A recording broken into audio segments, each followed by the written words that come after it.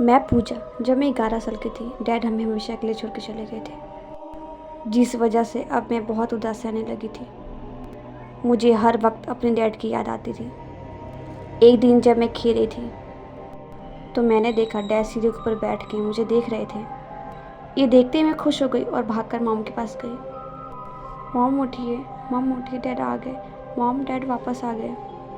लेकिन मॉम ने उस वक्त मेरी बातों का कोई जवाब नहीं दिया, मुझे प्यार से अपने पास सुला लिया। करीब 3 साल बाद हम एक न्यू घर में शिफ्ट हुए और इस घर को छोड़कर हम हमेशा के लिए यहाँ से चले गए थे। धीरे धीरे मैं बड़ी हो रही थी।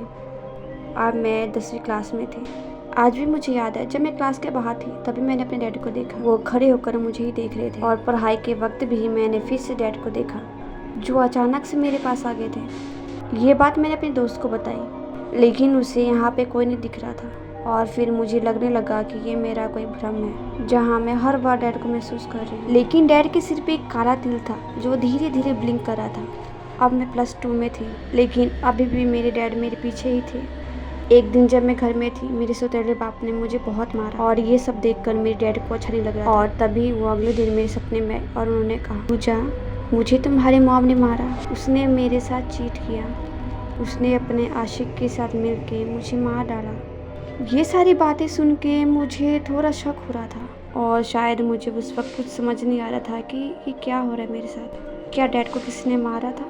जब मैं क्लास में अकेली बैठी थी तो मैंने देखा दरवाजे के पास डैड छुपे हुए थे और वो अब पहले से बहुत डरावने दिख रहे थे। अब मुझे पूरा समझ आ गया था कि डैड के साथ कुछ ज़रूर गलत हुआ है और 3 साल से वो मेरे पीछे इसलिए है कि मैं उनकी मदद कर सकूं। लेकिन आज भी मुझे समझ नहीं आ रहा था कि उस दिन डैड के साथ हुआ क्या था। क्या सच में किसी ने उन्हें मारा था?